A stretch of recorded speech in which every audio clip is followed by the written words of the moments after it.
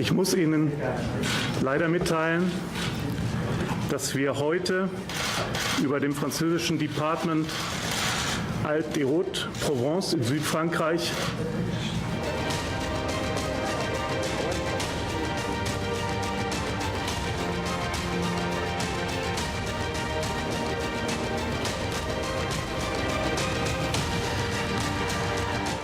Et je veux ici exprimer au nom du peuple français toutes nos condoléances, toute notre affection, toute notre solidarité au roi d'Espagne, à son épouse, au président Rajoy et au peuple espagnol.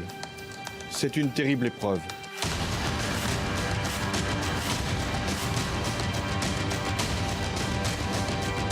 Der Absturz der deutschen Maschine mit über 140 Menschen an Bord ist ein Schock, der uns in Deutschland und der Franzosen und Spanier in tiefe Trauer stürzt.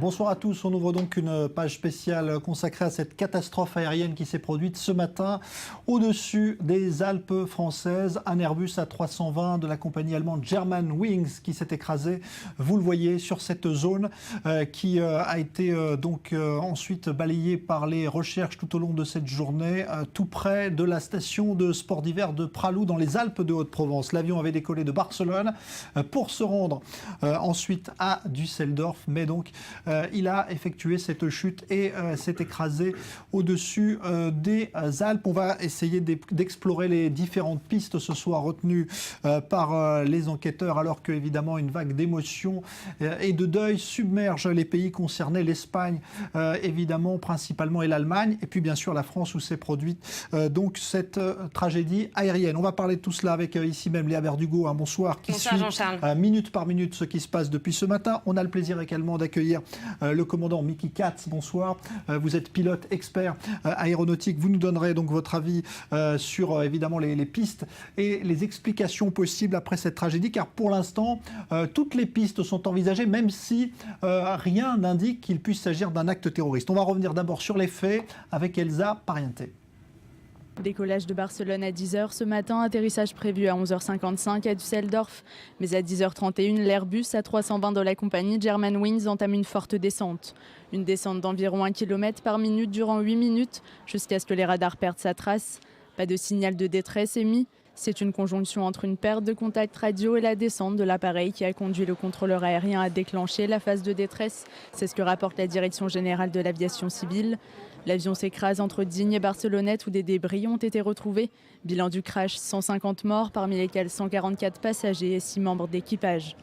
Selon les dernières informations, 67 Allemands, dont 16 Lyciens et 45 Espagnols étaient à bord. Une catastrophe aérienne sur laquelle la France veille à rassurer. Je veux lui confirmer que tous les moyens sont mis en place pour à la fois connaître les circonstances de l'accident et retrouver les victimes. Le président français qui a très vite annoncé l'absence de survivants en présence du roi espagnol Felipe VI en visite à Paris ce lundi, alors que l'ouverture de cellules de crise se multipliait ce matin à Paris, Berlin, Madrid, mais aussi dans les aéroports de Barcelone et de Düsseldorf. Le roi espagnol a lui aussi voulu s'associer à cette mobilisation.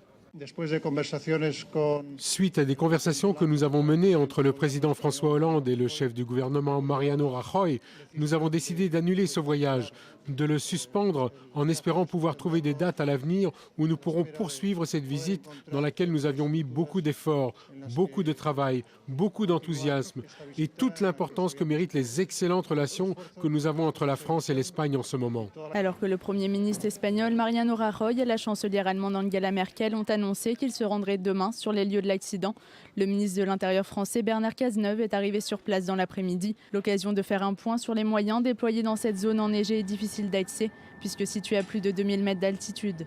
Il y a un dispositif d'accueil qui est organisé par Madame la préfète, non loin d'ici, une chapelle ardente qui va être mise en place pour pouvoir accueillir dignement tous ceux qui souhaitent se rendre ici sur place. Le patron du groupe aérien Lufthansa, maison mère de la compagnie Germanwings, a pour sa part indiqué ne pas savoir ce qui s'est passé avec le vol 4U9525. La météo était en effet plutôt calme, tandis que cet Airbus A320 mis en service en 1991 avait fait l'objet d'un contrôle de routine dans la journée d'hier. Le pilote avait quant à lui plus de 10 ans d'expérience et plus de 6000 heures de vol à son actif sur des appareils de type Airbus.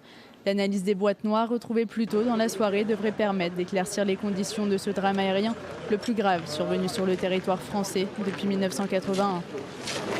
Alors, on aura des témoignages en direct à vous faire entendre dans un instant. Tout d'abord, Léa Berdugo, les tout derniers développements, puisqu'évidemment l'enquête continue, s'active. Bah écoutez, dernière information et la principale que l'on a pour l'instant, c'est une boîte noire qui a été retrouvée. Le ministère de l'Intérieur, Bernard Cazeneuve, l'a confirmé. On va donc en savoir plus sur les circonstances de l'accident. Jusqu'à présent, Bernard Cazeneuve a été très prudent.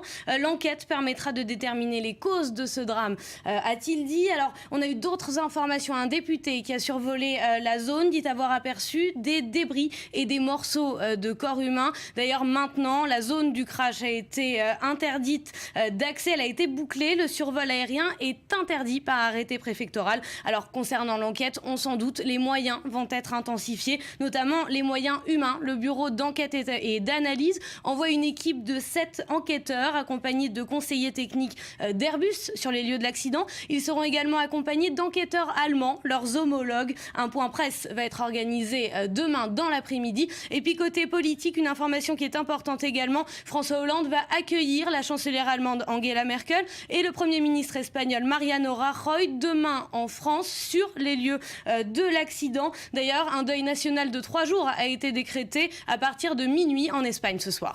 Merci Léa Berdugo, on vous retrouve évidemment chaque instant. Alors, première analyse avec vous, Mickey Katz, sur ce qui a pu se passer. Quand vous entendez les premières informations, un avion qui, en plein vol, alors qu'il est en altitude de croisière, tout d'un coup descend comme cela rapidement et va s'écraser sur une montagne, ça vous fait penser à quoi ?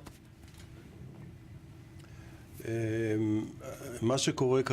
qui se passe actuellement, c'est que des accidents de ce genre sont étudiés par l'État sur le territoire duquel se passe l'accident. Donc c'est le gouvernement français. Donc ce n'est pas par hasard que le président et les autres participent aux conférences de presse. Et puis il y a la commission d'enquête faite par Airbus, les autorités espagnoles et les pays concernés au niveau des passagers. Donc c'est une science que l'étude des accidents de vol. On saura absolument avec certitude ce qui s'est passé. On a déjà trouvé les boîtes noires. Nous savons déjà que l'avion est descendu un peu plus rapidement que normal. Vous savez, cette descente peut être normale. On peut faire une descente comme celle-là. Ça n'est pas quelque chose d'inhabituel. Le seul problème, c'est qu'apparemment, cette descente était incontrôlée. Et là, c'est totalement différent. C'est totalement différent si les pilotes contrôlent cette descente ou bien si elle arrive pour une raison ou pour une autre. Quelle est la raison ? Eh bien, la commission d'enquête vérifiera tout. L'aspect humain, l'aspect technique, l'aspect médical, tout terrorisme, etc. Toute autre possibilité, tout va être et elles vont être annulées l'une après l'autre jusqu'à ce qu'on arrive avec certitude aux raisons de l'accident. Et donc, c'est des choses qui arrivent. Cette descente peut arriver, mais là, il n'y avait pas de contrôle. Deuxième chose, l'équipage avait le temps de faire rapport, de parler. Ils n'ont pas parlé, ils n'ont pas fait rapport. Donc apparemment, le SOS qui a été lancé, ça a été lancé par la tour de contrôle et non pas par l'équipage.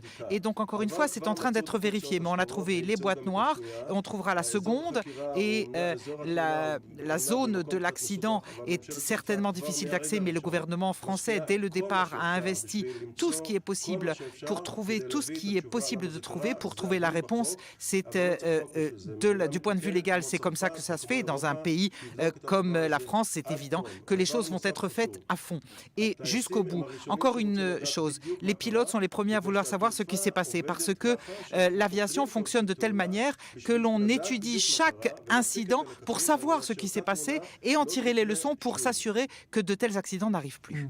Alors vous avez parlé d'un élément intéressant, c'est que l'équipage n'a semble-t-il pas émis de signal de détresse. C'est la tour de contrôle qui a émis ce signal pour l'équipage. Est-ce que ça veut dire que quand on ne peut pas émettre de signal de détresse, qu'il y a eu un problème dans le cockpit qu'on peut imaginer, on peut penser évidemment là à une intrusion. Est-ce que c'est quelque chose d'envisageable ou pas ? C'est une question très complexe et très bonne question. Il y a beaucoup de façons d'y réfléchir, mais le plus important maintenant, c'est ne pas commencer à faire des spéculations et des hypothèses. Il est possible. Et il est très important de stipuler que ces dernières années, ces avions sont extrêmement perfectionnés, sont d'excellents avions. Il n'y a pratiquement pas dans l'histoire moderne de ces dernières années d'accidents mortels comme celui-là, causés par un seul incident technique isolé. Isolé, attention. Un incident technique isolé ne peut pas faire qu'un avion s'écrase avec 150 passagers. Par contre, un incident technique isolé avec la contribution d'éléments environnementaux et humains, ça c'est possible. Mais il faut d'abord voir, on verra au fil de l'enquête. D'après ce que nous voyons maintenant, le fait qu'il n'ait pas fait appel, qu'il n'ait pas demandé d'aide, vous savez, les choses peuvent se faire par le transpondeur AFF, qui est un code spécial que le pilote peut envoyer, et au contrôle, on peut tout de suite savoir qu'il y a détresse, qu'il y a problème, SOS. Ça non plus, ça n'a pas été fait. Bref, pourquoi ça n'a pas été fait? Ça n'est pas clair, et peut-être que c'est la preuve qui va nous diriger vers certaines commissions d'enquête dans une certaine direction. Tout cela, on le saura, à mon avis, très bientôt. Alors, vous restez avec nous, Mickey Katz, parce qu'on a d'autres questions à vous poser, mais on est en ligne également depuis la France, cette fois avec François Blanc, qui est journaliste spécialisé dans l'aéronautique. Bonsoir, François Blanc. Bonsoir. Alors, quelles sont les hypothèses qui circulent justement ce soir pour expliquer cette catastrophe aérienne, notamment en France? Parce que c'est vrai qu'on a du mal à comprendre. La météo, semble-t-il, n'est pas en cause. L'appareil, c'est un bon appareil, en tout cas, qui avait été révisé récemment. À quoi vous pensez, vous, en tant que spécialiste? Alors, évidemment, il est surtout temps d'être prudent, d'être réservé. Chacun se concentre plutôt sur une raison technique parce que c'est la logique qui le veut. Et que si c'est une raison technique, elle plonge tout le monde dans l'embarras et dans le questionnement. Vous venez de dire, cet avion est extrêmement fiable, il a été certifié il y a fort longtemps, ce sont des machines qui volent à raison de millions d'heures par an, c'est un appareil qui est très connu, ses moteurs également. Donc si déficience technique il y a eu, bien sûr, le public veut savoir, la communauté des pilotes veut savoir, tout le monde veut savoir ce qui s'est passé. Donc émettre une hypothèse à ce stade, c'est extrêmement compliqué. Même les pilotes hésitent à s'y risquer. Mais s'il s'agit d'une défaillance technique, comme ça vient d'être rappelé, une défaillance isolée ne peut pas être à l'origine d'un accident aérien de cette ampleur. Donc il y a ou combinaison d'incidents techniques, ou il y a combinaison d'un incident technique majeur avec d'autres facteurs. Mais ça peut être tellement de choses, notamment le feu. C'est vrai qu'on a pensé, quand je dis on, c'est un certain nombre de mes confrères, simples observateurs, on pense tout de suite au feu parce que c'est une des raisons les plus évidentes d'une perte de contrôle de ce genre, qui n'est pas instantanée, il n'y a pas d'explosion. Mais il est vrai que le feu à bord d'un avion est une des pires occurrences qui peut inquiéter un équipage et mener parfois à la catastrophe. On a parlé aussi de l'hypothèse de la dépressurisation. Je voudrais qu'on en dise un mot avec vous, François Blanc. Alors, dépressurisation, soit elle est à l'origine de la descente de l'avion, soit c'est un autre événement qui a déclenché cette dépressurisation. Donc déjà, il y a deux pistes à suivre. Une dépressurisation ne survient pas inopinément. C'est impossible. Il faut qu'il y ait une raison majeure. Alors, n'allons pas trop loin dans l'imagination, mais si un hublot est fendu ou cassé, bien sûr que ça déclenche une dépressurisation immédiate et que l'avion réagit instantanément. Même si l'avion ne fait pas tout ce qu'il veut tout seul, il est toujours piloté par des êtres humains. Merci beaucoup François Blanc pour ce témoignage en direct. Je rappelle que vous êtes journaliste spécialisé dans l'aéronautique. Vous étiez en direct depuis Niort en France. Mickey Katz, un mot sur cette hypothèse. Vous venez d'entendre ce qu'a dit donc François Blanc. Dépressurisation, c'est aussi quelque chose qu'on peut envisager ? Oui, on peut prendre en compte beaucoup d'éléments, mais il faut se souvenir, c'est que quand il y a un incident technique, même si c'est un incident grave comme un problème de moteur ou une dépressurisation ou tout autre incident de ce type, il faut se souvenir. Encore, les pilotes ont encore le temps de parler, d'appeler, et ça fait partie de leur entraînement. Ils savent, ils communiquent, ils demandent à être accueillis dans un aéroport. Ce n'est pas qu'il y a un incident, il n'y a plus rien à faire. Les pilotes savent exactement, ont une feuille de route pour ce qu'ils doivent faire. S'il y a un problème de dépressurisation, c'est un incident extrêmement simple, ce n'est pas un incident complexe.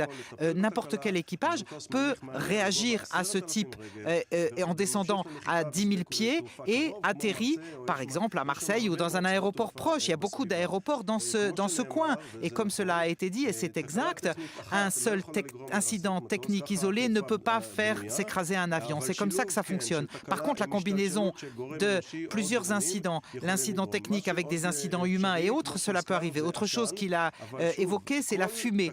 Mais encore une fois, tout incident, y compris la fumée, ce qui est possible, encore une fois, et je le dis et le répète, les pilotes ont des actions à mener. Ils peuvent prendre le contrôle de la fumée, descendre rapidement et atterrir. Mais ce qui est important, c'est que les pilotes peuvent tout de suite faire appel de détresse, appel d'urgence et parler. Et ils ne l'ont pas fait. S'ils ne l'ont pas fait, il y a peut-être d'autres choses que nous ne savons pas encore. Il nous faudra encore attendre avec un peu de patience pour savoir exactement ce qui s'est passé.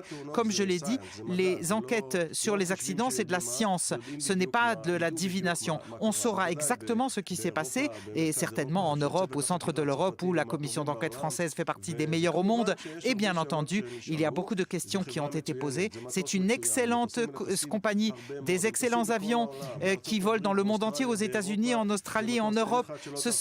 Tout le monde a piloté des Airbus 320. C'est des avions très répandus. Et donc, il faut absolument que nous sachions exactement ce qui s'est passé, nous pilotes, parce que nous voulons savoir quelles sont les leçons à tirer de ce cas-là pour éviter que ce type d'accident se reproduise. Alors, Léa Berdugo, avec vous, d'abord un point sur les moyens qui sont mis en œuvre actuellement sur le site de la catastrophe. Oui, et avant cela, dernière déclaration qui nous provient de la compagnie aérienne Lufthansa, propriétaire de la compagnie Germanwings. Selon la compagnie aérienne, et plus précisément selon la vice-présidente, eh bien, il s'agit bien d'un accident. Nous considérons qu'il s'agit d'un accident et toute autre chose relèverait de la spéculation. Alors, il faut rappeler que c'est le pire crash sur le sol français depuis la catastrophe aérienne d'un DC-9 yougoslave en 1981 qui avait causé la mort de 180 passagers. Et si on regarde dans les précédentes années, eh bien, il faut remonter en 2000 avec la catastrophe du Concorde pour avoir une catastrophe aussi importante avec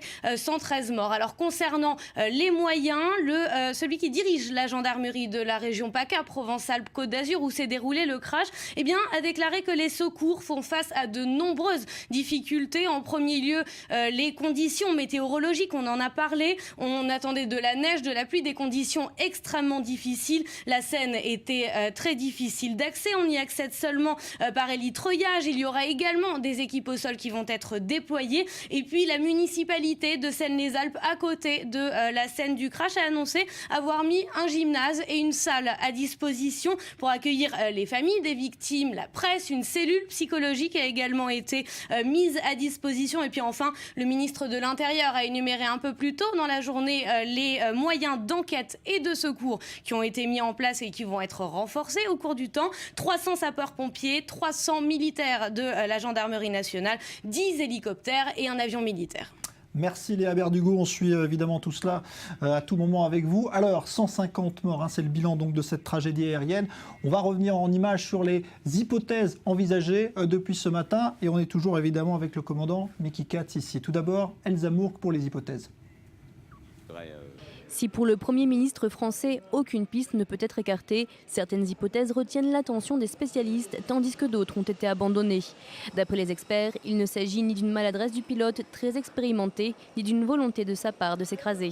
Le capitaine est un capitaine qui vole depuis plus de 10 ans pour Lufthansa et Germanwings.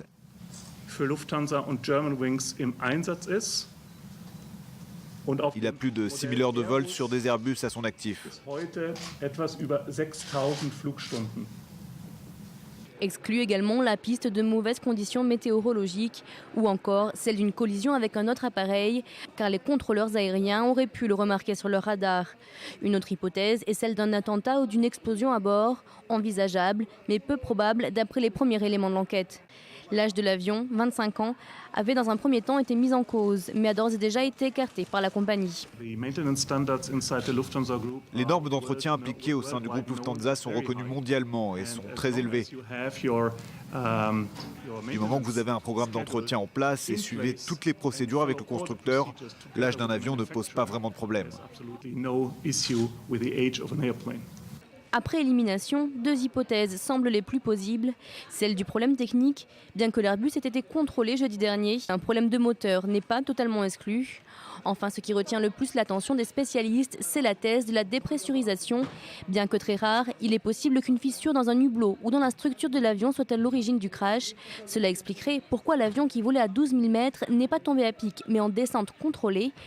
À cette altitude, si de l'air s'engouffre dans l'avion, le pilote doit très rapidement redescendre à 3 ou 4 000 mètres pour que l'air environnant redevienne respirable.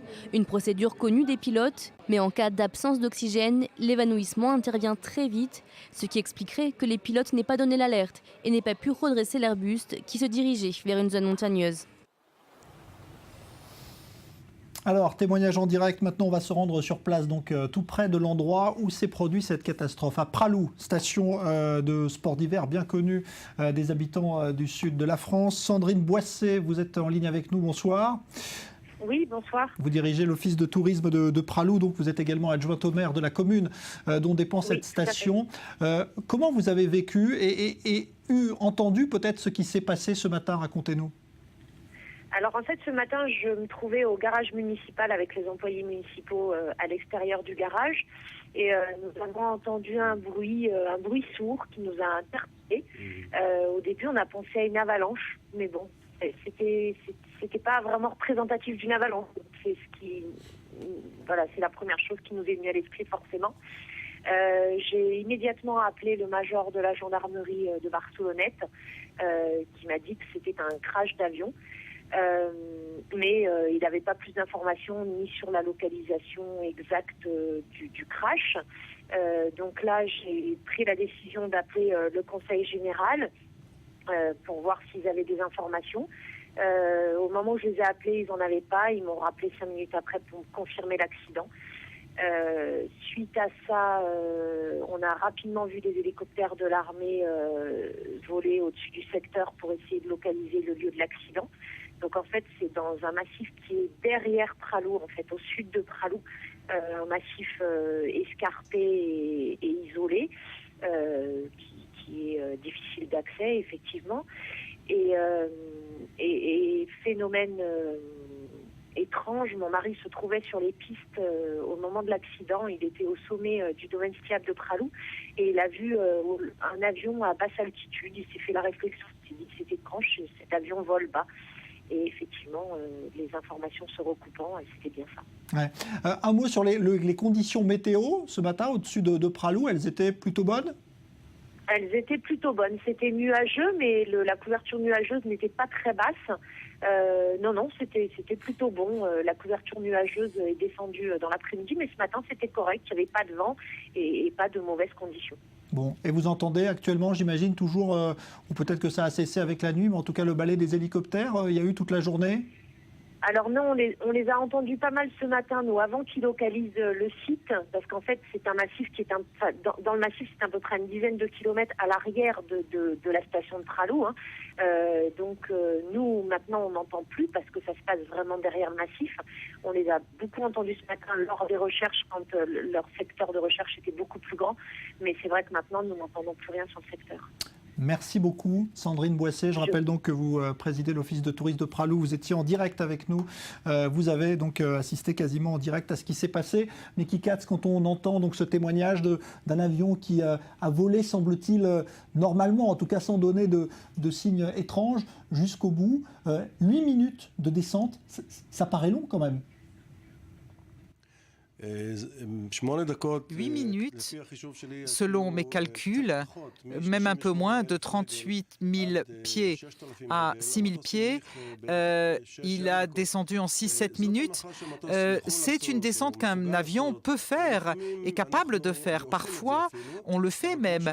Mais comme je vous l'ai dit, cette descente a été incontrôlée probablement, ou a commencé par être contrôlée et est devenue ensuite incontrôlée.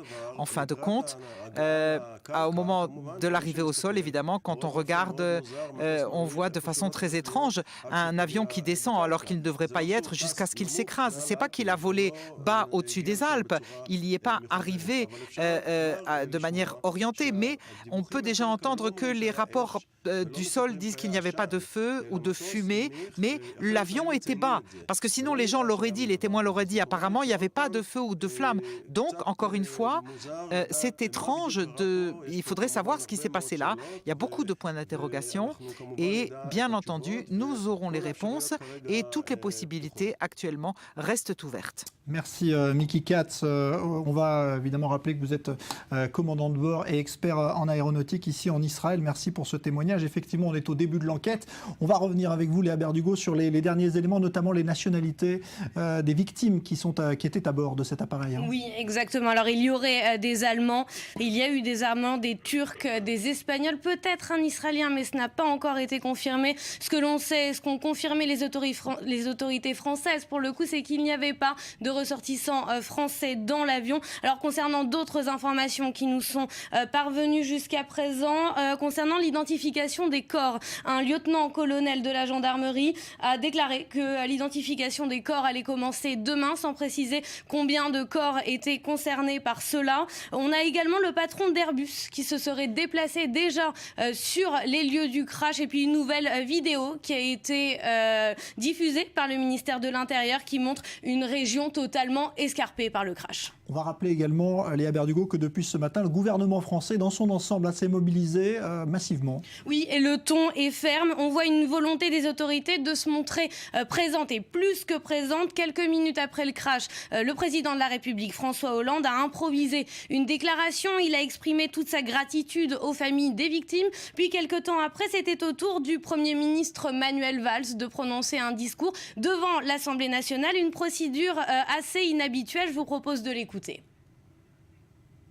La France fera tout pour être à leur côté. Cellule de crise pour ces familles a été ouverte au ministère des Affaires étrangères. Et tout sera fait évidemment pour leur donner le maximum d'informations, au-delà évidemment de l'enquête judiciaire qui est ouverte, puisque à ce stade, aucune hypothèse ne peut être bien sûr écartée. Alors, le ministre de l'Intérieur, Bernard Cazeneuve, s'est rendu lui aussi sur les lieux du crash, et il a donc prononcé un discours aux côtés de l'ambassadrice d'Allemagne à Paris. Merci beaucoup Léa Berdugo. Vous restez avec nous évidemment dans cette deuxième partie du Grand Direct. On va se retrouver dans un instant pour évoquer le reste de l'actualité également, mais revenir à tout moment sur cette catastrophe qui a donc fait 150 morts. L'avion, l'A320 de la compagnie Germanwings, et des questions qui se posent ce soir, une enquête qui ne fait que démarrer, mais comme vous l'a dit Mickey Katz, eh bien, on saura forcément, puisque les boîtes noires et une des boîtes noires a déjà été retrouvée, ce qui s'est passé. Merci beaucoup Mickey Katz pour cet éclairage dans ce studio. Suite dans un instant du Grand Direct, juste après la pause. À tout de suite.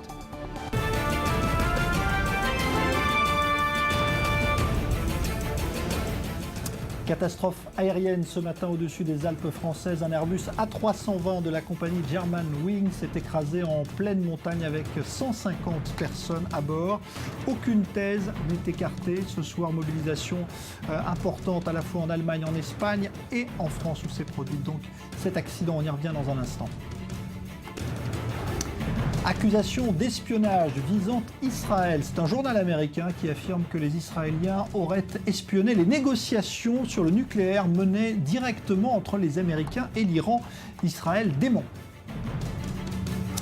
Et puis situation inquiétante au Yémen où les rebelles chiites se préparent à attaquer la deuxième ville du pays, Aden, où s'était réfugié il y a quelques semaines le président yéménite en fuite.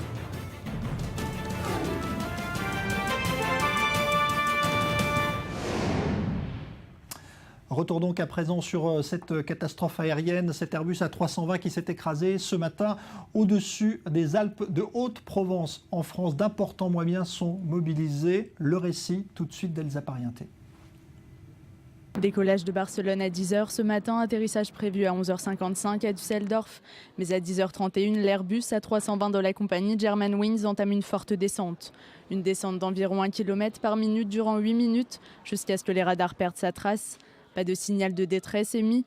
C'est une conjonction entre une perte de contact radio et la descente de l'appareil qui a conduit le contrôleur aérien à déclencher la phase de détresse. C'est ce que rapporte la Direction générale de l'aviation civile. L'avion s'écrase entre Digne et Barcelonnette où des débris ont été retrouvés. Bilan du crash, 150 morts, parmi lesquels 144 passagers et 6 membres d'équipage. Selon les dernières informations, 67 Allemands, dont 16 Lyciens et 45 Espagnols étaient à bord. Une catastrophe aérienne sur laquelle la France veille à rassurer. Je veux lui confirmer que tous les moyens sont mis en place pour à la fois connaître les circonstances de l'accident et retrouver les victimes. Le président français qui a très vite annoncé l'absence de survivants en présence du roi espagnol Felipe VI en visite à Paris ce lundi, alors que l'ouverture de cellules de crise se multipliait ce matin à Paris, Berlin, Madrid, mais aussi dans les aéroports de Barcelone et de Düsseldorf. Le roi espagnol a lui aussi voulu s'associer à cette mobilisation. Suite à des conversations que nous avons menées entre le président François Hollande et le chef du gouvernement Mariano Rajoy, nous avons décidé d'annuler ce voyage, de le suspendre en espérant pouvoir trouver des dates à l'avenir où nous pourrons poursuivre cette visite dans laquelle nous avions mis beaucoup d'efforts, beaucoup de travail, beaucoup d'enthousiasme et toute l'importance que méritent les excellentes relations que nous avons entre la France et l'Espagne en ce moment. Alors que le Premier ministre espagnol Mariano Rajoy et la chancelière allemande Angela Merkel ont annoncé qu'ils se rendraient demain sur les lieux de l'accident, le ministre de l'Intérieur français Bernard Cazeneuve est arrivé sur place dans l'après-midi. L'occasion de faire un point sur les moyens déployés dans cette zone enneigée et difficile d'accès, puisque située à plus de 2000 mètres d'altitude. Il y a un dispositif d'accueil qui est organisé par Madame la préfète, non loin d'ici, une chapelle ardente qui va être mise en place pour pouvoir accueillir dignement tous ceux qui souhaitent se rendre ici sur place. Le patron du groupe aérien Lufthansa, maison mère de la compagnie Germanwings, a pour sa part indiqué ne pas savoir ce qui s'est passé avec le vol 4 U9525. La météo était en effet plutôt calme, tandis que cet Airbus A320 mis en service en 1991 avait fait l'objet d'un contrôle de routine dans la journée d'hier. Le pilote avait quant à lui plus de 10 ans d'expérience et plus de 6000 heures de vol à son actif sur des appareils de type Airbus. L'analyse des boîtes noires retrouvées plus tôt dans la soirée devrait permettre d'éclaircir les conditions de ce drame aérien, le plus grave survenu sur le territoire français depuis 1981. Alors on fait un nouveau point évidemment en direct avec vous, Léa Berdugo, sur les recherches d'abord. Oui, les recherches tout simplement qui vont bientôt s'arrêter à cause de la tombée de la nuit. Alors il faut rappeler que les moyens qui ont été mis en place sont extrêmement importants. Bernard Cazeneuve l'avait rappelé, des militaires ont été déployés sur place. Les moyens vont être intensifiés, notamment les moyens humains tout simplement parce que le bureau d'enquête et d'analyse a ouvert une enquête. Une équipe de 7 enquêteurs vont être déployés sur le terrain. En leur compagnie vont venir sur les lieux des enquêteurs allemands, leurs homologues. Et puis côté politique, on a François Hollande qui va se rendre également sur les lieux demain et qui va accueillir la chancelière allemande Angela Merkel et le Premier ministre espagnol Mariano Rajoy. Et puis un détail concernant l'identification des corps. Selon un lieutenant-colonel, cette identification des corps devrait commencer dès demain. Merci Léa Berdugo. Évidemment, à tout moment, si d'autres informations surviennent, vous revenez nous les donner en direct. Le reste, justement, de l'actualité aujourd'hui est ce nouvel épisode dans les relations israélo-américaines à propos du dossier iranien. Cette fois, il est question d'espionnage. Israël aurait cherché à écouter aux portes des discussions menées entre les États-Unis et l'Iran sur le dossier du nucléaire depuis des mois. Accusation démentie officiellement par les Israéliens. Mathias Inbar. Espionnage entre amis, cela pourrait être le titre du nouveau clash entre Jérusalem et Washington. Cette fois, il n'est pas question de déclaration de Benyamin Netanyahou, mais d'espionnage entre les deux alliés au sujet des négociations sur le programme nucléaire iranien. En cause, un article du Wall Street Journal. Selon Washington, Israël aurait espionné l'administration américaine. Objectif, renforcer l'opposition des législateurs américains au Congrès à un accord nucléaire avec l'Iran.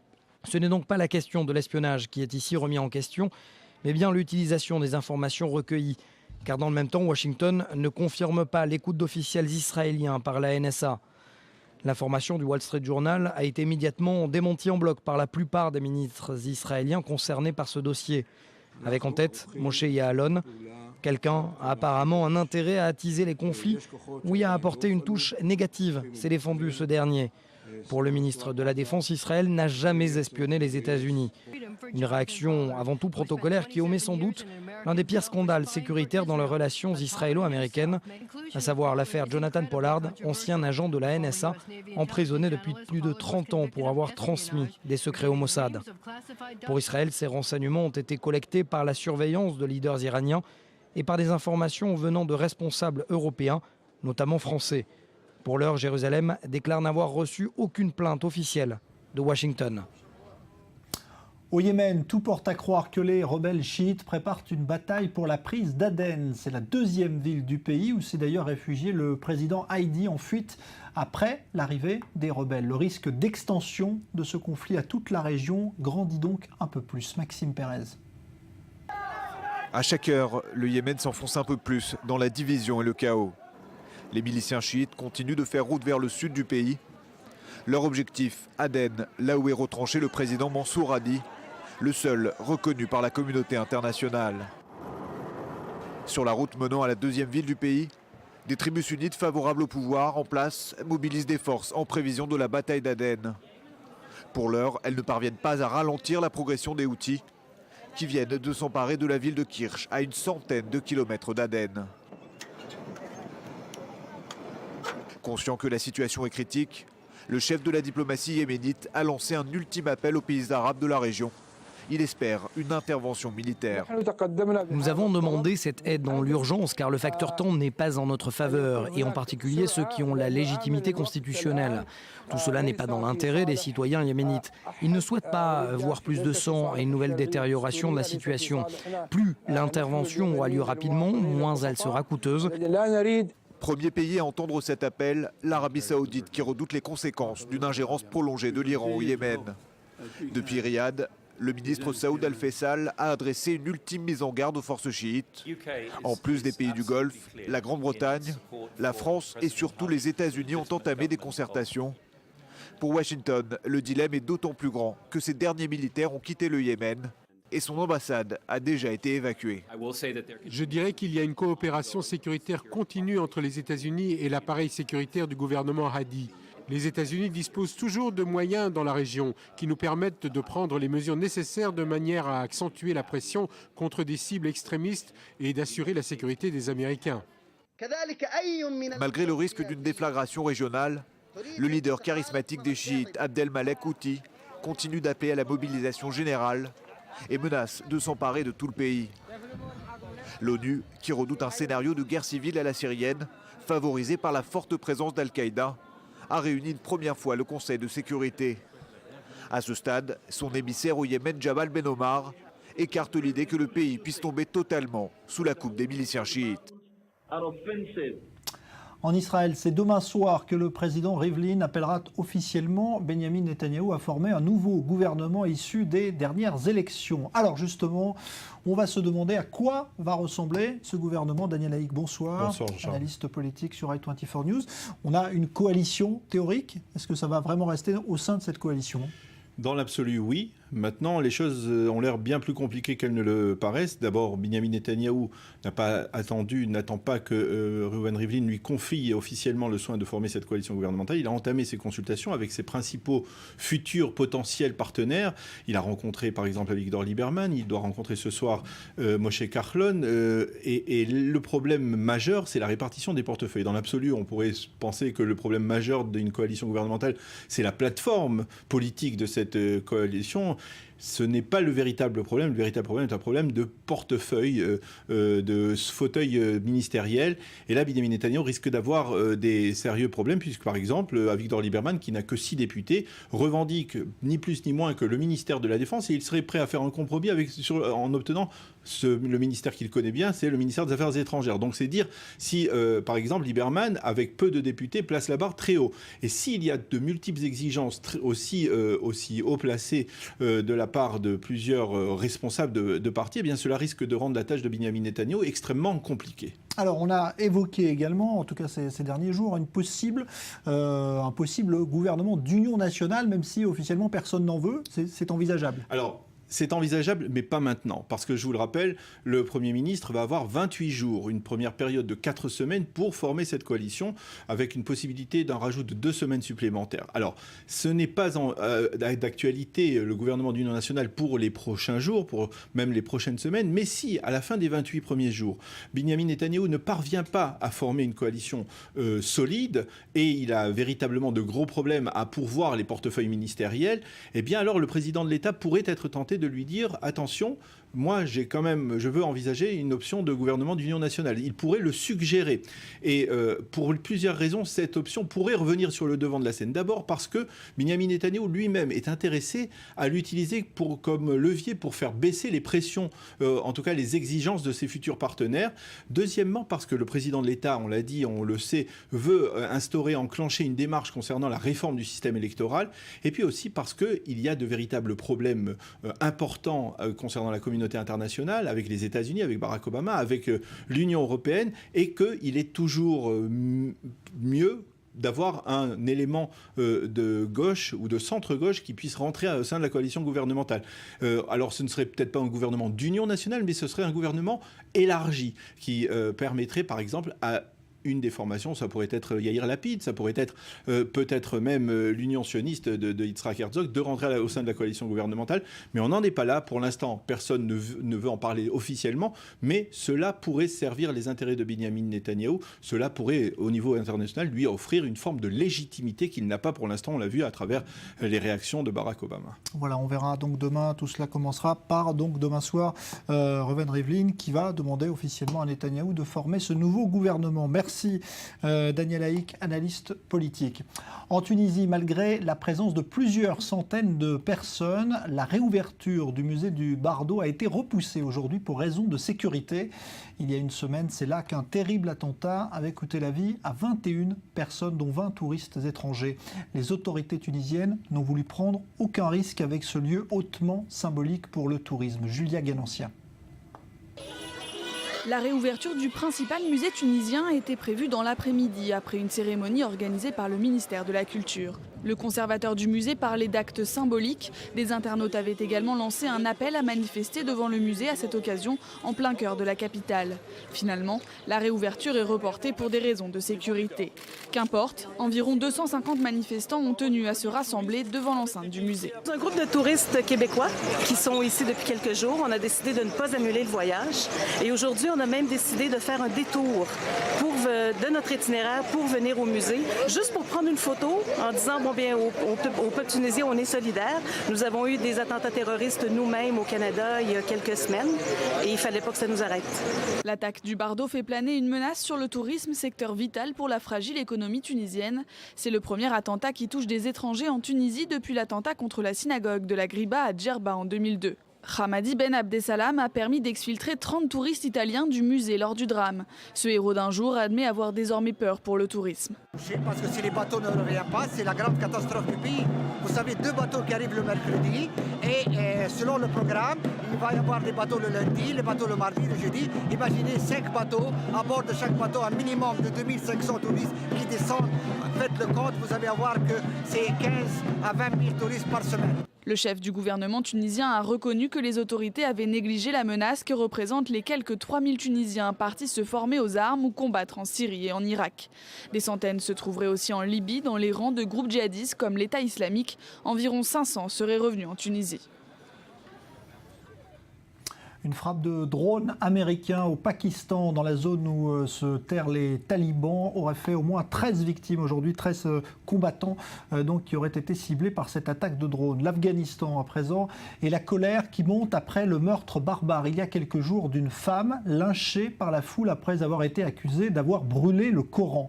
Une accusation infondée et des manifestations de plus en plus importantes depuis pour réclamer justice. Elsa Mourg. La pluie n'a pas empêché cette manifestation de près de 2000 Afghans à Kaboul. Ils réclament justice après qu'une jeune femme ait été lynchée jeudi jusqu'à ce que mort s'en suive. Farkunda, 27 ans, qui souffrait de troubles psychologiques, était soupçonnée par la foule d'avoir brûlé le Coran. Des faits infondés d'après les autorités. Le corps de la jeune femme battue à mort a ensuite été brûlé et jeté sur les bords d'une rivière. Un choc pour les kabouliotes. C'est une des choses les plus brutales que nous n'ayons jamais vues dans toute l'histoire de l'humanité. En plus, ça a eu lieu juste à côté du palais, très près des officiers de police. Mais malheureusement, il y avait des centaines de gens qui la regardaient se faire tuer et filmer la scène, mais personne n'a réagi. Les manifestants réclament donc la démission du chef de la police, car aucun des policiers présents n'est intervenu pour mettre fin au lynchage. 20 policiers ont été interrogés et 22 personnes arrêtées grâce aux vidéos de la scène qui ont circulé sur Internet. Un événement qui questionne sur les violences faites aux femmes. Nous sommes venus dire stop, stop à la violence contre les femmes, à l'injustice, à la justice de rue et au lynchage. Ceux qui ont soutenu cet acte barbare, ceux qui ont fait preuve d'incompétence et de négligence doivent être jugés. Ceux qui ont soutenu consciemment ou inconsciemment cet acte doivent être jugés. Des centaines de personnes ont assisté aux funérailles de la victime, dont beaucoup de femmes. Et fait très rare en Afghanistan, ce sont des femmes qui ont porté son cercueil. Et concernant la présence américaine dans ce pays, eh bien Barack Obama vient de confirmer le maintien de 9800 soldats américains en Afghanistan, au moins jusqu'à la fin 2015. Cela se passe une fois par an, mais certains diront que c'est un bon début. Il s'agit de la journée des bonnes actions. C'était aujourd'hui en Israël et les initiatives ont fleuri un peu partout dans les rues. Reportage Uri Shapira avec Léa Goldberg. 9 jours après qu'elle ait été célébrée partout dans le monde, c'était aujourd'hui la journée des bonnes actions en Israël. De nombreux bénévoles ont investi le pays pour ce rendez-vous annuel. Ici, sur le boulevard Rothschild de Tel Aviv, des professionnels font gracieusement profiter les passants de leurs expertises et de leurs conseils. Nous conseillons les gens, nous les aidons s'ils ont un problème avec leur chien, s'il mâchouille, s'il aboie ou s'il est agressif. Des conseils gratuits. Nous donnons des conseils gratuits aux entrepreneurs pour leur société. La journée des bonnes actions est née de l'initiative de l'association Bon Esprit, fondée par la milliardaire israélienne Shari Harrison. Harrison a d'ailleurs elle-même mis la main à la pâte en emballant des cadeaux pour les rescapés de la Shoah. Le message, c'est qu'il y a beaucoup de bien dans ce monde, beaucoup de bien dans ce pays. Il faut simplement se concentrer sur ce qu'il y a de bien. Si chacun d'entre nous s'engage personnellement à penser, à parler et à agir positivement, notre pays et notre monde changeront. Mais certains y voient un simple coup de pub. Harrison, la femme la plus riche d'Israël, a fait l'objet de vives critiques pour ses méthodes de gestion radicales. Mais la présidente de l'association Bon Esprit ne doute pas de ses bonnes intentions. Il y aura toujours des cyniques, mais avec ce qu'elle a, elle est capable de donner aux autres et de mobiliser 800 000 personnes. Je pense qu'il n'y a pas beaucoup de gens comme elle. Une semaine après les élections, Israël reste toujours divisé. Cette initiative sert heureusement de rappel. Une bonne action ne coûte pas grand-chose, mais elle peut apporter beaucoup. On parle économie à présent et on accueille Lionel Friedfeld. Bonsoir, analyste financier. Alors, plusieurs sujets dans l'actualité. On va commencer tout d'abord par cette plainte déposée contre l'un des grands groupes français de construction. Il s'agit du groupe Vinci, qui est accusé d'avoir pratiqué de l'esclavage sur ses chantiers au Qatar. Alors effectivement, le premier groupe français de BTP, il est présent au Qatar depuis 2007. 3500 employés, des grands chantiers, surtout les chantiers de la Coupe du Monde. En 2022, la construction notamment des stades. Il faut savoir qu'il y a des employés, mais il y a également énormément de sous-traitants. Et évidemment, ce ne sont pas les Qataris eux-mêmes qui construisent les stades et notamment les grands gratte-ciel. Il y a une main-d'œuvre étrangère, effectivement, qui est soumise à de fortes contraintes. Alors donc Vinci est accusé, il y a une plainte qui a été déposée aujourd'hui. Accusé, mais ça fait partie de l'industrie de la construction, utilise une sous-traitance effectivement qui vit dans des conditions extrêmement difficiles, donc c'est pas particulièrement Vinci, mais il faut respecter les timings, notamment en termes de Coupe du Monde ou de grands événements sportifs, et surtout de grandes constructions de buildings, toujours avec des buildings qui sont de plus en plus grands. Voilà, Vinci qui a annoncé d'ailleurs qu'il déposait plainte pour dénonciation calomnieuse pour évidemment dénier toute pratique illégale. Alors on va maintenant se rendre sur le port de Haïfa dans le nord d'Israël, le nouveau port qui sera géré par les Chinois. Alors effectivement, China International Corp en fait a obtenu la concession pour 25 ans d'un nouveau port à Haïfa qui va être mis en opération en 2021. Alors ce qui est important, c'est que ce n'est pas le premier investissement des Chinois dans l'infrastructure en Israël. On s'en souvient, l'année dernière, China Harbor avait déjà gagné, on va dire, l'appel d'offres du gouvernement israélien pour notamment construire le port d'Ashdod et d'Ashkelon. Il a donc décidé de construire le port d'Ashdod. Et donc on voit donc la mainmise des Chinois sur les ports pour accéder à la Méditerranée, ce qui est très intéressant. On se souvient notamment, les Chinois avaient également investi, notamment dans le port du Pirée, en Grèce. Et il y a effectivement ces discussions aujourd'hui avec le gouvernement grec. Et il y a effectivement des relations de plus en plus importantes entre la Chine et Israël, ça aussi. Effectivement, beaucoup plus d'investissements dans l'infrastructure, dans l'innovation, dans les startups. Tous les jours, il y a des sociétés chinoises qui viennent en Israël, notamment Alibaba qui a déjà racheté sa première startup israélienne. Donc aujourd'hui, c'est une annonce dans l'infrastructure, mais ça se passe tous les jours en Israël. Alors on revient maintenant sur la visite importante qu'a effectuée le chef de gouvernement grec Tsipras hier en Allemagne, à Berlin, chez Angela Merkel. Qu'est-ce qu'il en ressort aujourd'hui? Alors en fait, beaucoup d'espérance, pas grand-chose. En fait, Alexis Tsipras essaye d'avoir plus d'options face, on va dire, à la Troïka, qui est la Commission européenne, le FMI et la Banque centrale européenne, et notamment l'Allemagne également. Mais au final, c'est pour ça qu'il avait notamment entamé des négociations, notamment avec les Chinois, en disant est-ce que la Chine pourrait évidemment financer la Grèce, avec les Russes également. Mais tout ça, en fait, c'est une porte de sortie pour notamment mettre de la pression pour l'Europe, pour qu'elle plie. Mais la réponse d'Angela Merkel a été claire. Elle ne va pas plier sous la pression d'Alexis Tsipras. Merci beaucoup Lionel Friedfeld, donc analyste financier. Vous parliez d'Angela Merkel. La chancelière allemande se rendra demain sur le site de la catastrophe aérienne qui s'est produite ce matin au-dessus des Alpes françaises. Cet Airbus A320, on vous en a parlé tout à l'heure évidemment longuement, cet Airbus A320 de la compagnie Germanwings qui était parti de Barcelone, qui devait rallier Düsseldorf et qui transportait 150 personnes. Aucun survivant. D'importantes recherches ont été déployées depuis ce matin par les autorités française et évidemment en Allemagne où cet avion n'est jamais arrivé. Une vive émotion à l'aéroport. Reportage, explication, Léa Raquin. L'inquiétude et la peur se lisent sur les visages. Depuis la fin de matinée, les familles des victimes affluent à l'aéroport de Düsseldorf. Elles ont été prises en charge par une cellule psychologique. Au total, 150 personnes ont perdu la vie. Parmi elles, 16 collégiens et 4 professeurs. Ils étaient invités dans le cadre d'un programme d'échange. Sur place, un ami d'un des passagers témoigne.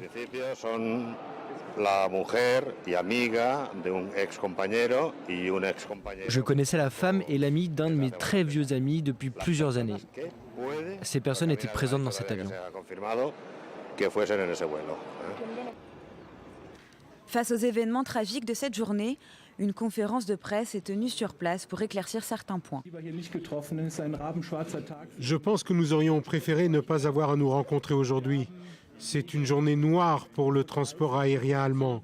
Vers 11h30, nous avons été informés que l'appareil de la Germanwings avait disparu des radars. Nous avons immédiatement pris des mesures et mis en place une cellule de crise qui travaille activement à l'heure actuelle à l'aéroport. Ce matin, la compagnie aérienne allemande a voulu rassurer les proches des victimes, alors dans l'incompréhension du terrible incident.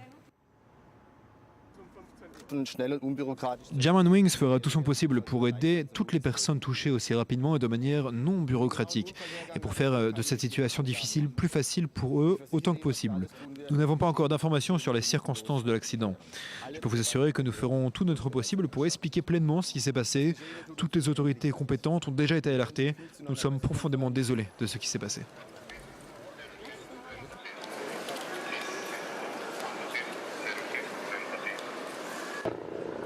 C'est dans la stupeur et l'effroi que chacun a appris la nouvelle tragique de l'A320. La chancelière allemande Angela Merkel s'est dite choquée à l'annonce du crash. L'appareil qui devait assurer la liaison Barcelone-Düsseldorf a laissé derrière lui des centaines de familles déchirées. Alors on va faire un nouveau point sur la situation sur place, puisqu'on vous l'a dit, donc d'importants moyens sont déployés depuis ce matin. Il fait nuit bien sûr maintenant, plus de recherche, Léa Berdugo, mais les dernières informations dont vous disposez? Oui, alors que la compagnie aérienne Lufthansa a dit considérer qu'il s'agissait d'un accident, et bien sur le terrain à Marseille, une enquête pour homicide involontaire a été ouverte par le procureur de la République. Je vous propose d'ailleurs de l'écouter maintenant. La coopération internationale a débuté puisque le procureur de l'audience nationale à Madrid en Espagne a également ouvert une enquête chez eux en Espagne. Nous avons immédiatement ouvert une enquête pour homicide involontaire et on l'a confiée à la Direction générale de la Gendarmerie nationale et notamment la section de recherche de la GTA.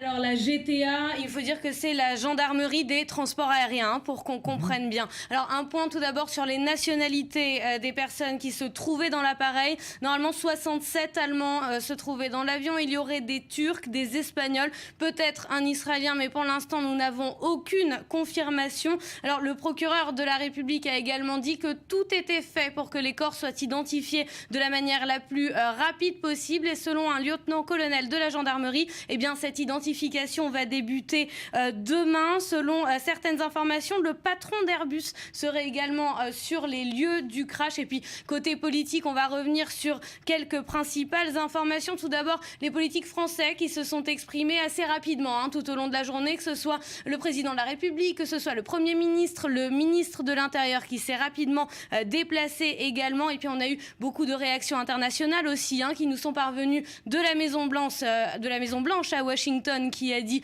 proposer son aide, et puis François Hollande qui va accueillir demain sur le terrain la chancelière allemande Angela Merkel et le Premier ministre espagnol Mariano Rajoy, donc sur les lieux du crash. Merci Léa Berdugo. Évidemment, tout cela est suivi régulièrement sur i24 News et à tout moment, évidemment, nous pouvons reprendre l'antenne pour vous donner de nouvelles informations sur cette tragédie. 150 morts, ce sera donc le bilan, puisqu'aucun survivant ne sera retrouvé dans les débris de cet appareil. Vous voyez le site où l'avion s'est écrasé dans les Alpes de Haute-Provence. Nous avions tout à l'heure le témoignage de cette habitante de Pralou qui nous racontait donc avoir entendu un bruit sourd ce matin au moment donc où cet avion a été aperçu pour la dernière fois volant à basse altitude, mais sans donner de signe d'un quelconque problème à bord. Merci Léa Berdugo. Dans un instant, le débat du Grand Direct. On reviendra sur les pressions exercées par les Américains sur Israël et sur Netanyahou. À tout de suite.